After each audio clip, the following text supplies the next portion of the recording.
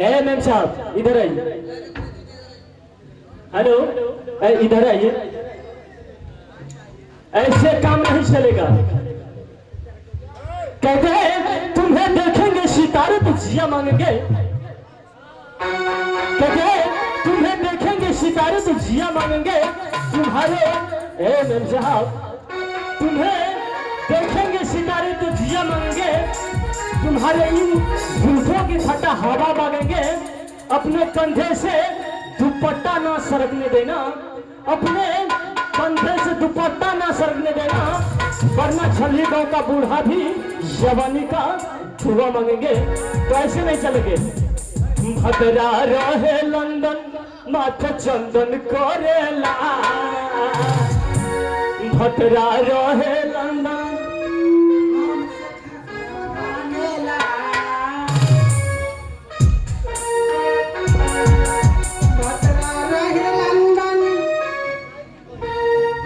चंदन करेला। लहंगा उठवा के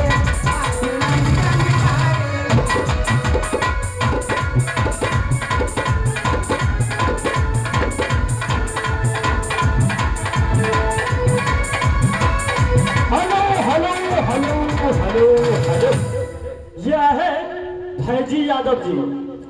फिर ये भाईजी यादव पूरे 20 रुपए के नोट वादा फरमाए हैं। साथ में उन भाई का कहना है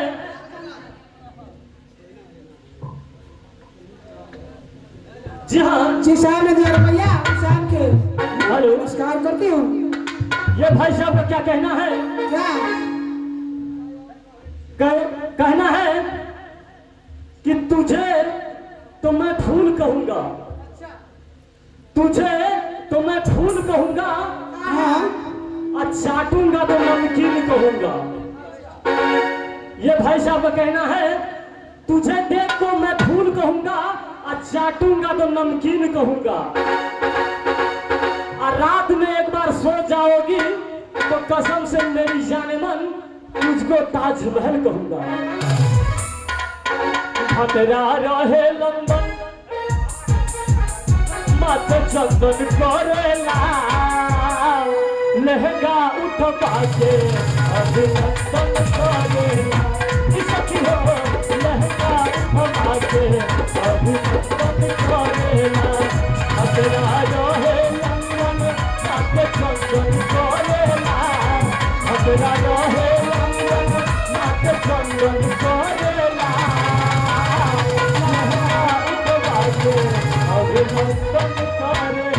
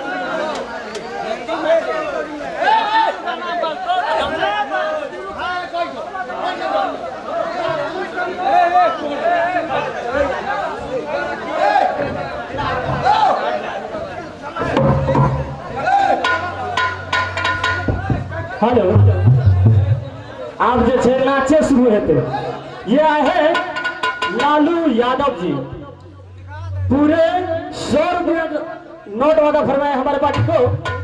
हमारे पार्टी भाई साहब को लाख लाख शुक्रिया अदा करते हैं। ये अपने सब नाच देखो तो ठीक से नाचे हेते। लालो लालो भैया कैसे नाच शुरू करे नाचे शुरू करे छो मार करे छलो ऐसे बोलो मार की होते नाचे शुरू कर दे जी। अच्छा ठीक है जी। चलिए मास्टर जी लगाइए झटका।